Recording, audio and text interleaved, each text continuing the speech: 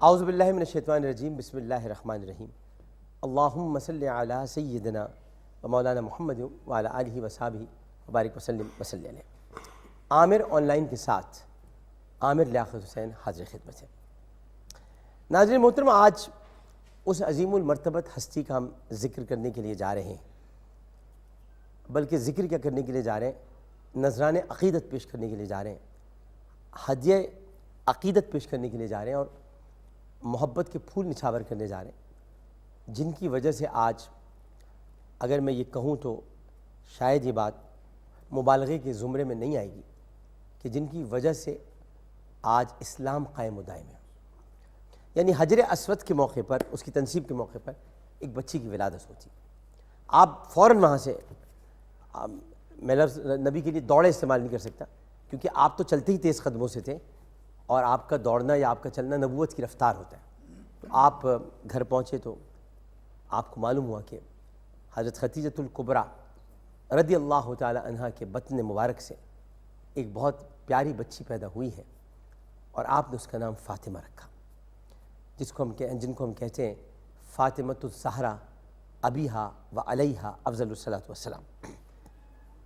یہ کوئی 6 سال کی تھیں جب نبی کریم صلی اللہ علیہ وآلہ وسلم، یا شاید 8 سال کی تھیں جب آپ کی پشت مبارک پر عتبہ، شیبہ، ولید اور امیہ بن خلف نے اونٹنی کی اوجڑی رکھ دی۔ تو آپ نے اپنے ننھے ہاتھوں سے، آپ کو پتہ چلا، آپ دوڑی دوڑی آئیں اور اوجڑی کو ہٹایا، اور اوجڑی کو ہٹانے کے بعد کسی نے 8 سالہ بچی کی آنکھوں کو جب دیکھا تو اس میں قہر تھا، جبکہ سیدہ فاطمۃ الزہرا علیہ السلام کبھی قہر میں آتی نہیں تھی، لیکن وہ بچی 8 سال کی بچی نہیں تھی۔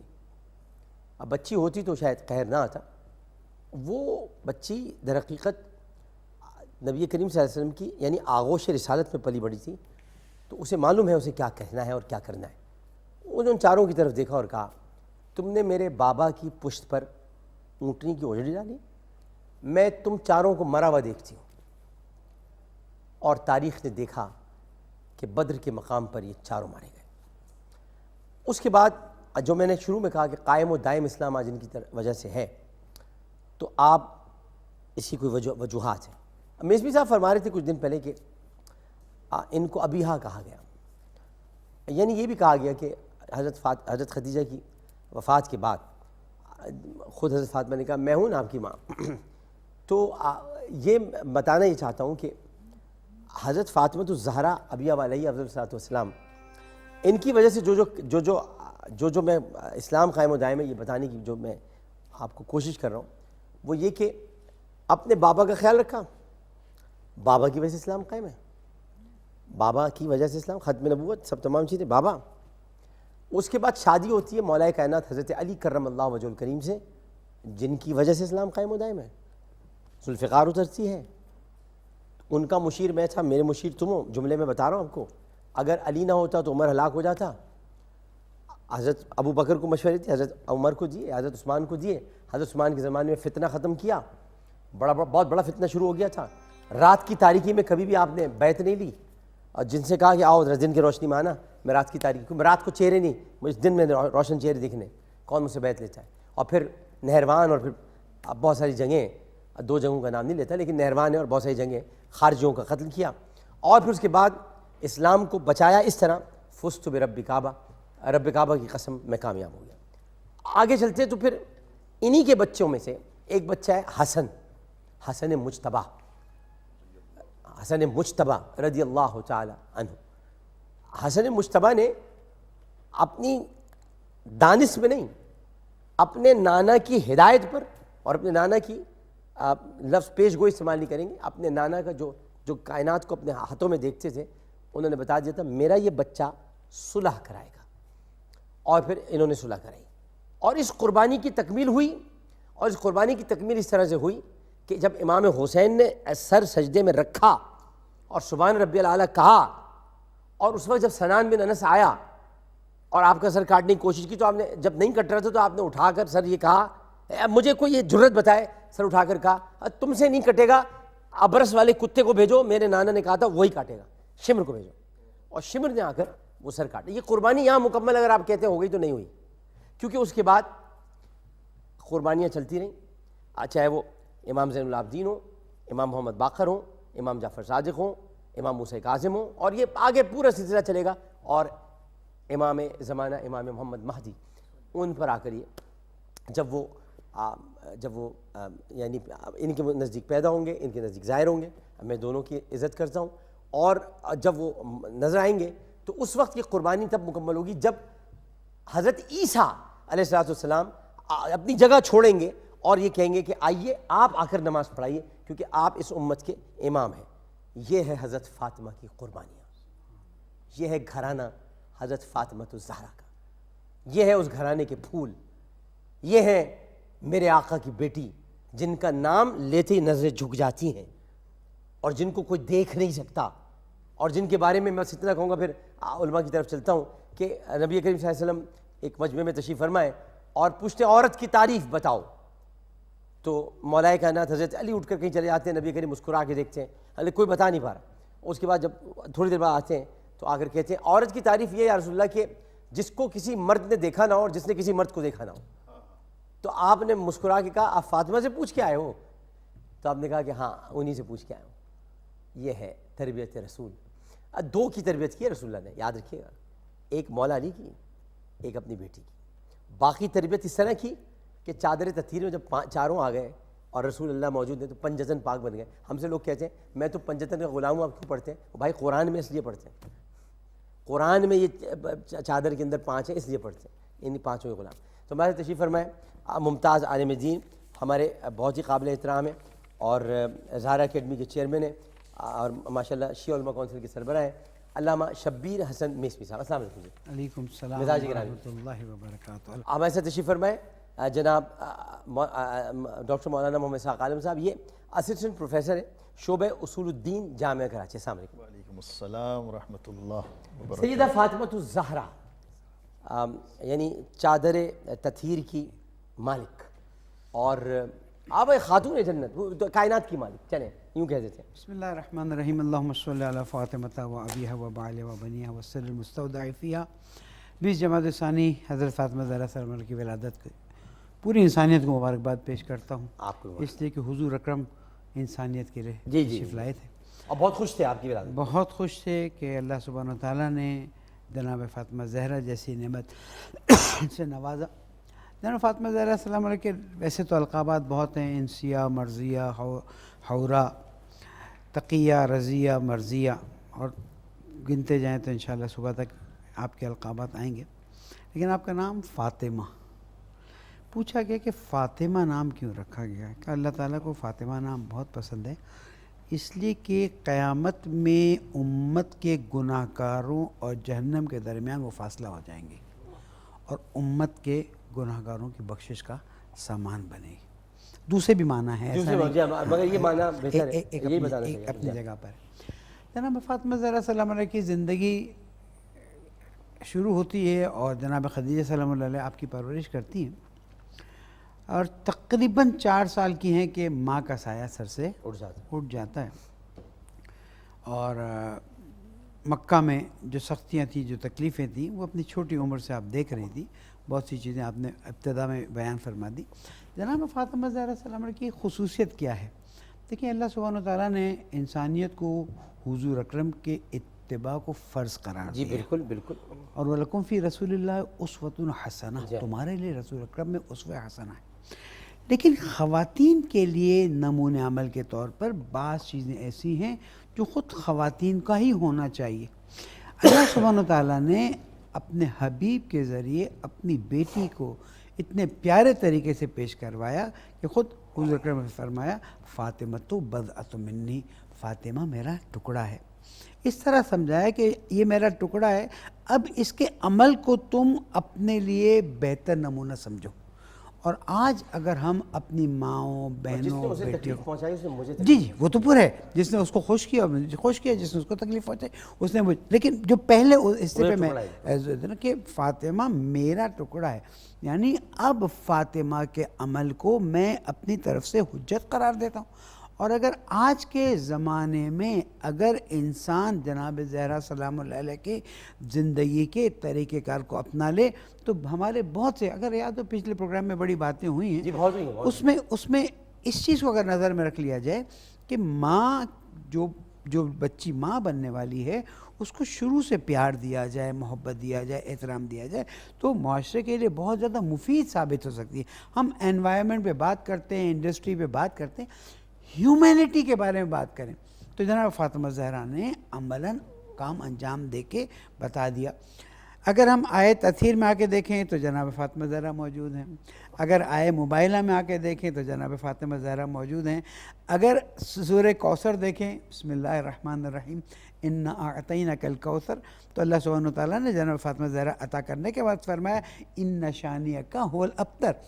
ایک امام رضا علیہ السلام کے زمانے میں اعتراض ہوا کہ آپ اپنے آپ کو رسول اللہ کا بیٹا کیسے کہتے ہیں؟ کہا جناب یہ بتائیے کہ حضرت عیسیٰ جو ہیں وہ جناب مریم سے پیدا ہوئے تھے نا، حضرت عیسیٰ علیہ السلام باپ کے بغیر پیدا ہوئے ہیں اور جناب مریم کی اولاد میں سے ہیں، تو اب ان کو اس نسل سے آگے بڑھایا گیا۔ اسی طرح سے جناب فاطمہ رسول اللہ کی بیٹی تھی اور رسول اللہ نے فرمایا فاطمہ میری بیٹی ہے، حسن اور حسین میرے بیٹے، اور اس کا کربلا نہیں ایک چھوٹ جب آئے مباہلہ نازل ہوئی تو وہاں پر یہ بات آئی ابناءنا و ابناءکم، ان کو لے کر آؤ جو تمہارے بیٹے ہیں ہم لے کر آتے ہیں۔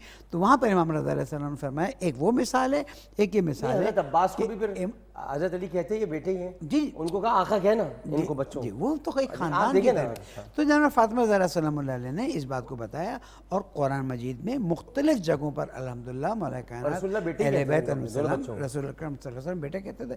اور ہم اس بات کو دیکھتے ہیں کہ یہ بات تاریخ میں کہی گئی، خود حضور اکرم نے فرمایا کہ علی اگر تم نہ ہوتے تو فاطمہ کا کفر نہیں ہوتا، یہ جملہ ہے۔ اور جناب فاطمہ سے کہا کہ اگر تم نہ ہوتی تو علی کے لیے نسل کو آگے بڑھانے کا بہترین ذریعہ ضائع ہو جاتا۔ بالکل صحیح۔ اور پھر اس سے ایک اور بات بھی ہمیں پتہ چل جاتی ہے کہ ہمارے یہاں ایک بڑا خاص، میں پھر وقفے کی طرف آتا ہوں آپ کی طرف پھر کہ ہمارے یہاں کہا جاتا ہے جی چچا زاد بہن بھائیوں میں شادی نہ ہو، خاندان میں نہ ہو، رسول اللہ نے تو کر کے دکھائی ہے۔ پتہ نہیں کیوں کہتے ہیں جی بچے جو پیدا ہوں گے تو وہ معذور ہوں گے، دین نے بتا دیا آپ کو کہ یہ ایک شادی ایسی بھی ہوئی ہے، خاندان رسالت ہے اور الحمدللہ رب العالمین اللہ کی تعالیٰ کی طرف سے نور کا اور نزول ہے۔ ایک اور بات بھی ہے میسمی صاحب کہ اگر یہ شادی جو آپ نے بتا دیا، ایک جملہ اگر آپ اور کہہ دیں کہ ان کی وجہ سے ہی آج ہمیں سادات نظر آتے ہیں۔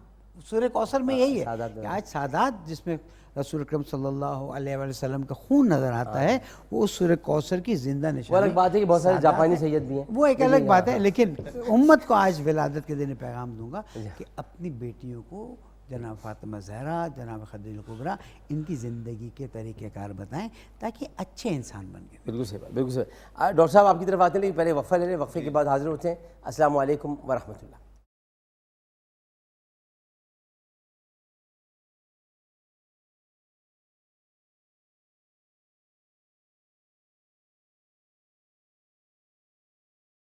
السلام علیکم ورحمۃ اللہ۔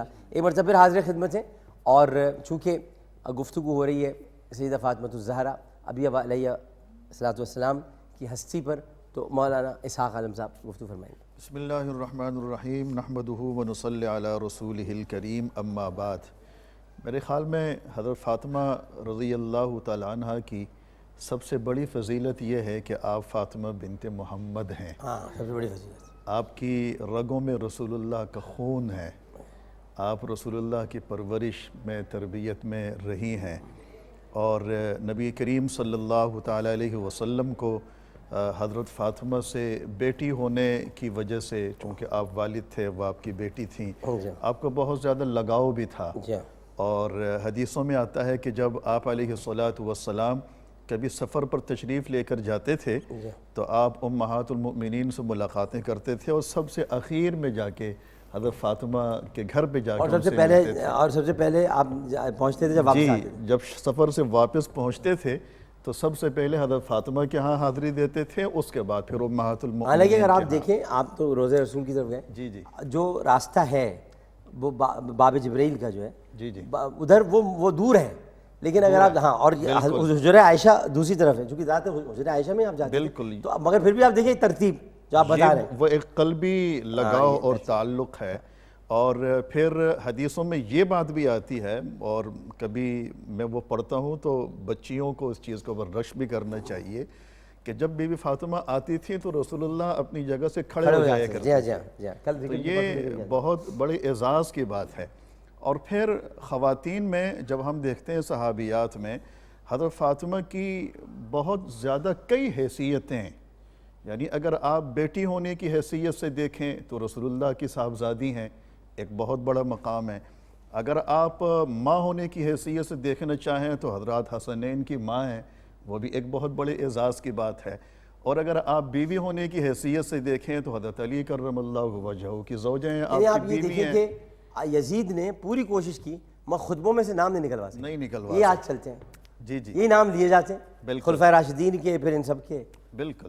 میرے ذہن میں ایک بات آ رہی تھی جب آپ نے حضرت علی رضی اللہ تعالیٰ عنہ اور بی بی فاطمہ رضی اللہ تعالیٰ عنہ کے نکاح کے حوالے سے بات کی، تو میرے ذہن میں یہ بات آ رہی تھی کہ سوال ہوتا ہے کہ ہمارے ہاں ہمارے ماحول میں شادیاں کیسی ہونی چاہیے؟ ایسی ہی ہونی چاہیے، اس سے زیادہ عمدہ ترین مثال تو ہمارے پاس اور نہیں ہے۔ مگر ہمیں یہ شادیوں میں یہ قصیدہ نہیں پڑھنا چاہیے کہ لڑکا خدا کے گھر کا ہے اور لڑکی نبی کے گھر کی۔ خدا کے گھر کا لڑکا نہیں تھا، خدا کا کوئی لڑکا نہیں ہے۔ اگر آپ کی تشبیہ یہ ہے کہ خانہ کعبہ میں پیدا ہو تو اس کی پوری وضاحت کریں، ورنہ جب یہ کہتے ہیں نا لڑکا خدا کے گھر کا اور لڑکی نبی کے گھر کی، اس سے بڑے نقصانات پیدا ہو جاتے ہیں جو ہم نے دیکھے ایک چینل پر ہوئے تھے۔ خدا کا کوئی بیٹا نہیں ہے، خدا کا کوئی ہمسر نہیں ہے، وہ پیدا ہوئے ہیں خانہ کعبہ میں، اور ہر مسجد خدا کا گھر ہی ہے۔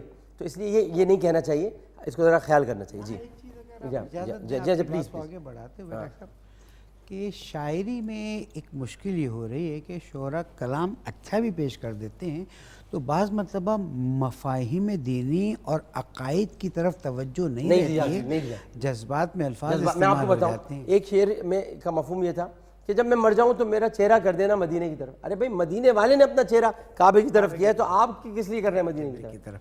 تو یہ اوور آل نا اشعار میں ہمیں عوام کو، قوم کو، شاعروں کو درخواست کرنی چاہیے کہ چیک کر لو عقیدے کے لحاظ سے ہماری کوئی ایسی بات بھاتی کہ نہیں ہمدم مجھ کو جنت کی جوانی۔ بھائی جنت کے لیے تو ہم سب جی رہے ہیں، نہیں ہمیں نہیں چاہیے جنت۔ ارے یہ کیسے نہیں چاہیے ہمیں جنت؟ تو یہ آپ صحیح فرما رہے ہیں کہ اس طرف ہمیں توجہ نہیں چاہیے۔ جی کال ہے جی، السلام علیکم۔ جی السلام علیکم۔ بڑی اچھی گفتگو آ رہی ہے ماشاء اللہ۔ جی السلام علیکم، جی فرمائیے۔ جی ڈاکٹر صاحب بات کر رہے ہیں؟ بات کروں جناب۔ جی ڈاکٹر صاحب فرید الدین بات کر رہا ہوں تاریخ روڈ سے۔ فرمائیے۔ جی ڈاکٹر صاحب دو سوال ہیں میرے بڑے مختصر سے۔ ایک تو تہجد کی نماز سے ریلیٹڈ ہے کہ اس کے لیے کیا نیند لینا ضروری ہے، اور دوسرا نماز میں پابندی کا کوئی آسان طریقہ۔ نماز کی پابندی کا کوئی آسان طریقہ، وضو کر کے رکھا کریں۔ شیطان اصل میں نماز سے نہیں روکتا، وضو سے روکتا ہے۔ اب وضو رہے گا تو نماز پڑھ لیں گے۔ تو میں اپنی سوچ بتا رہا ہوں آپ کو، لوگ نماز کی وجہ، اب بھائی وضو اصل میں سردی کا وقت ہے، اب بھائی اب اٹھو نکلو وضو کرو، یہاں شیطان اپنا کام کرتا ہے وضو کا۔ وضو سے روک دو اس کو، وضو سے رک گئے تو نماز سے رک گیا۔ باقی علماء کرام کو بتائیں۔ جی میرے صاحب۔ شیخ صاحب بعض مرتبہ بہت مختصر اور بہت جامع بات کر جاتے ہیں آپ، بہت اچھی بات ہے۔ ہم بھی بعض مرتبہ اپنے لوگوں کو یہی کہتے ہیں کہ باوضو رہو، برکت ہے، روحانیت ہے، احترام ہے۔ حتیٰ امام جعفر صادق علیہ السلام فرماتے ہیں اگر وضو سے ہو کچھ وقت گزر جائے تو تجدید وضو نور علی نور ہے۔ تو نماز کو اگر فوری طور پر ادا کرنا چاہتے ہو تو باوضو رہو۔ دوسرے تہجد کی نماز کی بات کی ہے، بہت ہی فضیلت ہے۔ وَمِنَ اللَّيْلِ فَتَہَجَّدْ بِهِ نَافِلَةً لَكَ، حضور اکرم کے لیے تو فرض بھی کر دیا گیا۔ نافلے شب پڑھنے کا بہترین ٹائم تو یہ کہ اذان فجر سے پہلے اتنی دیر پہلے اٹھے کہ وہ 11 رکعت ادا کر سکے۔ لیکن اگر دیکھ رہا ہے کہ نہیں اٹھ سک رہا ہے یا کوئی مشکل ہے تو جب سونے ہی جا رہا ہے عشاء کے بعد تو وضو کرے، نماز تہجد ادا کرے اور سو جائے۔ بالکل صحیح، بالکل جی۔ اچھا پیغام اگر ہم اس حوالے سے دینا چاہیں تہجد کے حوالے سے تو وہ یہی ہے کہ ہمارے ہاں کچھ تصورات یہ پائے جاتے ہیں کہ تہجد کے لیے نیند لینا ضروری ہے، اور یہ بھی ضروری سمجھا جاتا ہے کہ رات کے بالکل آخری پہر میں تہجد کی نماز کو پڑھا جائے، ادا کیا جائے۔ تو نیند لینا تو ضروری نہیں ہے۔ ایک شخص کو نیند نہیں آ رہی کسی وجہ سے، اور جو نائٹ شفٹ پہ کام کر رہے ہیں وہ جی جی تو وہ آسانی کے ساتھ پڑھ سکتے ہیں۔ الدین یسر، دین میں آسانیاں ہیں، سہولتیں ہیں۔ دوسری بات یہ ہے کہ ہمارے بزرگوں نے لکھا ہے اور حقیقت بھی ہے کہ تہجد کی نماز کا وقت تو عشاء کے بعد سے شروع ہو جاتا ہے، تو اگر آپ اس نیت سے عشاء کی نماز کے بعد ہی کچھ رکعتیں پڑھ لیں تو آپ کو تہجد کی نماز کا بھرپور ثواب مل سکتا ہے۔ یہ الگ بات ہے کہ جتنا آپ رات کے آخری پہر کی طرف جا کر پڑھیں گے تو اتنے ہی اس کے اجر میں اضافہ ہوتا رہے گا۔ یہ ظاہر ہے کہ جو آخری پہر کی تہجد کی نماز کا اجر ہے وہ ابتدائی پہر کی تہجد کی نماز کا اجر نہیں ہے، لیکن پھر بھی آپ کو ثواب ضرور ملے گا۔ ایک چیز اضافہ کرتا ہے، ہمارے یہاں تہجد کی نماز کو نماز شب بھی کہتے ہیں، صرف ایک عنوان کے لحاظ سے، باقی تو اپنی جگہ نماز شب۔ السلام علیکم۔ وعلیکم السلام ڈاکٹر صاحب، میرا سوال ہے جی یہ میرے کان میں نا ایک زخم ہے جو کہ سردیوں میں خشکی کی وجہ سے اس میں سے خون نکلتا ہے، ہاں تو ایسے موقع پہ نماز کی ادائیگی یا وضو کا برقرار رہنا؟ میں اسحاق عالم صاحب، فقہ کی اصطلاح میں دائمی مریض کس کو کہا جاتا ہے، اس چیز کو تھوڑا سا سمجھنے کی ضرورت ہے۔ دائمی مریض وہ کہلائے گا جسے ایک نماز کے مکمل وقت کے دوران تھوڑا سا بھی وقت اتنا نہیں مل رہا کہ وہ وضو کر کے پاک صاف ہو کے نماز شرعی عذر میں آ جائے گا۔ جی وہ شرعی عذر میں آ جائے گا، اس کو شریعت کی اصطلاح میں اس کو مریض بیمار سمجھا جائے گا۔ اس کے لیے حکم یہ ہے کہ اب وہ نماز پڑھ لے، وضو کرے پاک صاف ہو کے اور نماز پڑھ لے، اور اس نماز کے دوران بھی اگر خون ناک سے یا کان سے کہیں سے بھی بہہ رہا ہے تو اس کی پرواہ نہ ہو، بس روئی لگا لے تاکہ وہ کپڑوں کو باقی تو ہوئی۔ اور اگر ایسی کیفیت نہیں ہے، جیسے کہ عموماً یہی ہوتا ہے کہ تھوڑی دیر کے لیے زخم سے پانی یا خون نکل رہا ہے، انتظار کر لیں، جی انتظار کر لیں، تھوڑی دیر کے بعد نماز پڑھ لیں۔ ایک وقفہ لیتے ہیں، وقفے کے بعد حاضر ہوں گے علماء کرام ہمارے ساتھ تشریف فرمائیں۔ السلام علیکم ورحمۃ اللہ۔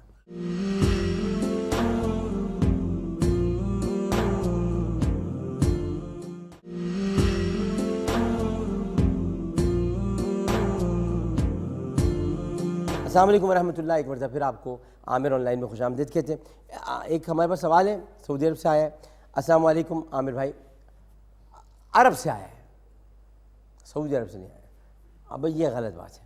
میرا نام سید مقصود علی ہے اور میں عرب میں مقیم ہوں۔ ماشاءاللہ آپ کو اللہ پاک زندگی دے اور کامیابی دے، آمین۔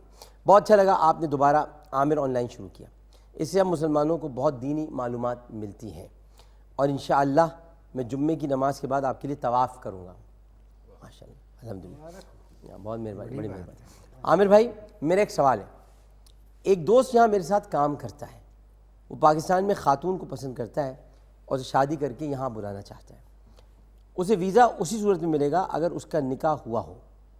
میرا دوست اور لڑکی دونوں بالغ ہیں، میں جاننا چاہتا ہوں کہ پاکستان میں موجود لڑکی اور یہ لڑکا خود سے فون پہ نکاح کر سکتے ہیں؟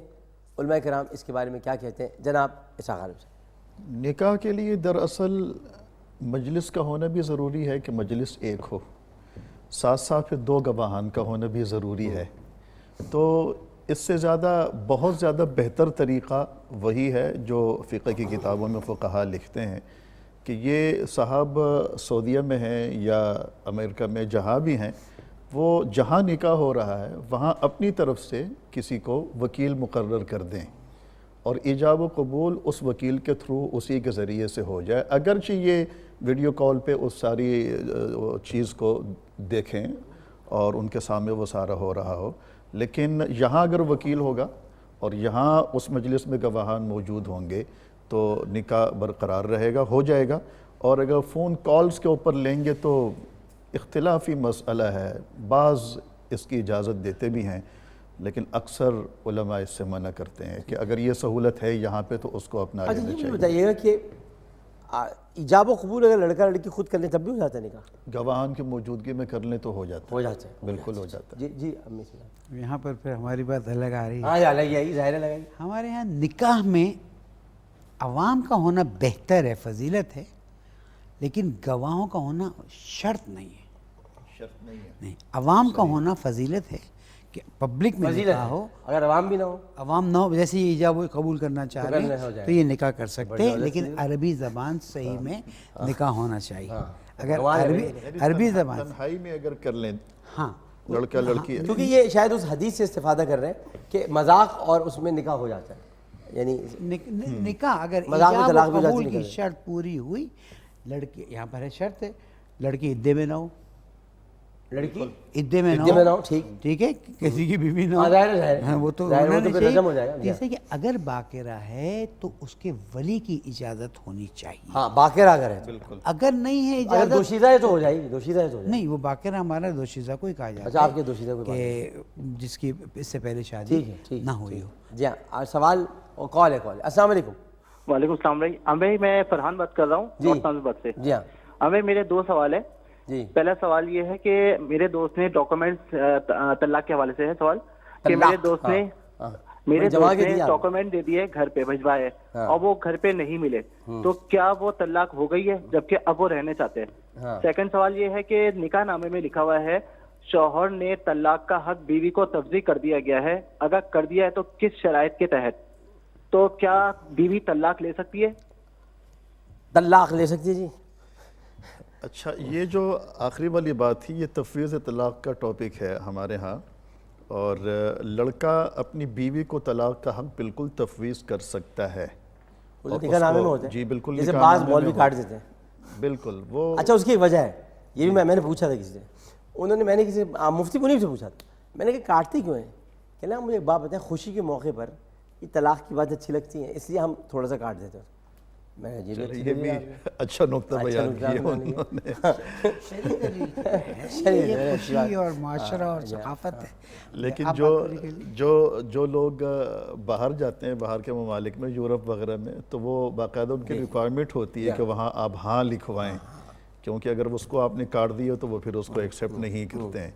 اچھا، ایک بات، تفویض طلاق کا معاملہ بالکل صحیح ہے، اگر وہ تفویض کر دی جائے تو عورت کے پاس اس کا حق چلا جاتا ہے، اور اگر مرد نے وہ حق تفویض نہیں کیا تو پھر یہ اختیار صرف اور صرف مرد کے پاس ہی ہوتا ہے۔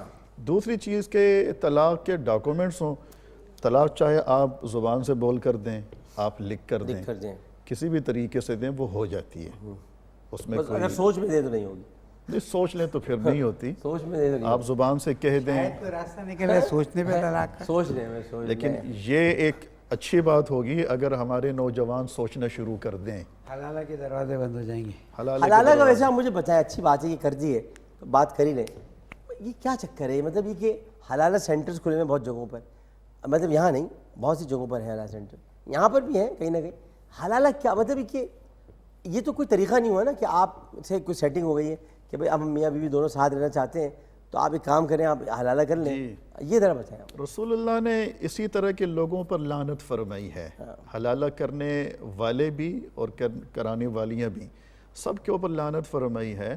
قرآن کریم میں جس چیز کو جہاں سے یہ دلیل حاصل کرتے ہیں کہ جی یہاں سے وہ حلالے کا کانسیپٹ نکلتا ہے، وہ اتفاقی ہے کہ اگر کسی شخص نے اپنی زوجہ کو، اپنی بیوی کو طلاق دے دی اور پھر اس کا نکاح کہیں اور ہو جاتا ہے بغیر حلالے کی نیت سے، اللہ کی شان کے وہاں بھی آپس میں ناچاقی ہو گئی، اختلاف ہو گیا، اب وہ جو دوسرا شوہر ہے اس نے بھی طلاق دے دی، اب جب اس نے طلاق دے دی تو اسی زوجہ نے، خاتون نے اور پہلے والے شوہر نے آپس میں رابطہ کیا اور پھر آپس میں چاہا کہ ہمارا نکاح ہو جائے، تو اب یہ نکاح کر سکتے ہیں۔ اچھا، آپ فرض کیجئے کہ آپ کسی نے طلاق دے دی، ہو گئی، اب وہ دوبارہ رہنا چاہتے ہیں لیکن حلالہ نہیں ہوا، عدت سب گزرے، تو کوئی ایسا نہیں ہے کہ سلسلہ کہ وہ دوبارہ رہیں؟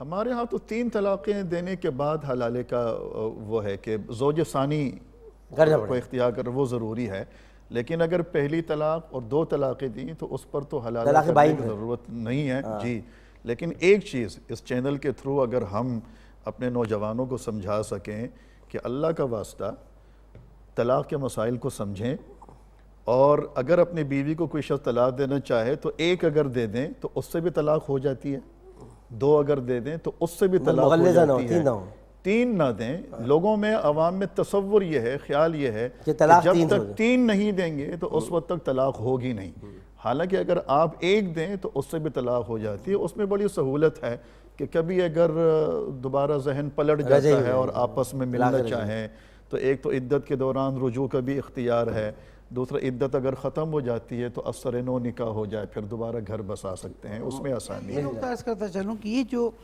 کلوز نمبر 18 ہے نکاح نامے میں کہ حق کے طلاق تفویض ہوا، یعنی فقہ جعفریہ میں ڈائریکٹ حق کے طلاق تفویض نہیں ہو سکتا، فقہ جعفریہ میں حق کے توکیل کہلاتا ہے کہ آپ میری طرف سے کسی کو وکیل بنا سکتی ہیں جو حالات کی ججمنٹ دے کر پھر فیصلہ کرے کہ آپ کی طلاق ہونی چاہیے یا نہیں ہونی چاہیے. ایک دوسرا یہ کہ کسی لازمی عقد کے تحت یہ وکالت دی جاتی ہے. ایک ریفائن پروسیجر. ہاں ورنہ کیا ہوگا, آج حق کے طلاق دے دی, کل وہ رجوع کر لے تو پھر خاتون وہیں پر. حلالے کا ہوتا ہے سر ہمارے یہاں حلالہ امپاسبل ہے. ہاں یہ سب سمجھا ہم. کیوں؟ اس لیے کہ پہلی طلاق دی, دوسری طلاق دی, رجی ہوئی, تیسری طلاق بائن ہو گئی, اب یہ عدہ پورا کرے گی.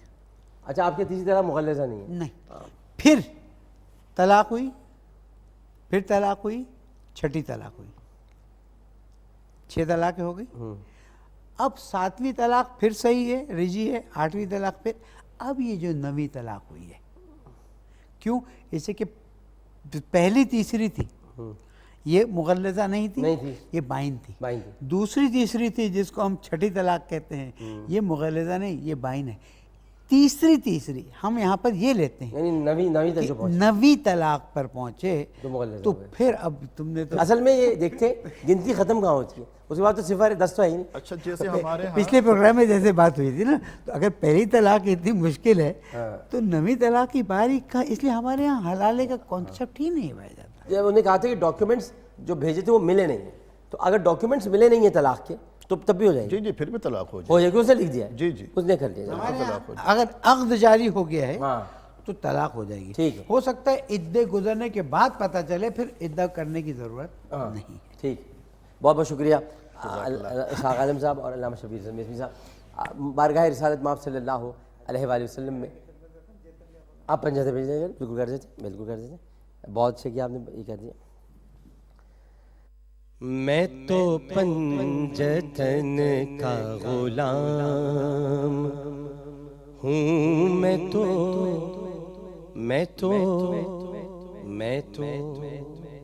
کچھ بھی کر لو, میں تو پنجتن کا غلام ہوں, میں تو پنجتن کا غلام ہوں. میں مرید خیر الانام ہوں, میں غلام ابن غلام ہوں, میں تو پنجتن کا غلام ہوں, میں تو پنجتن کا غلام ہوں. مجھے عشق سر و سمن سے ہے, مجھے عشق سارے چمن سے ہے, مجھے عشق ان کی گلی سے ہے, مجھے عشق ان کے وطن سے ہے, مجھے عشق ہے تو علی سے ہے, مجھے عشق ہے تو حسن سے ہے, مجھے عشق ہے تو حسین سے, مجھے عشق شاہ زمن سے ہے.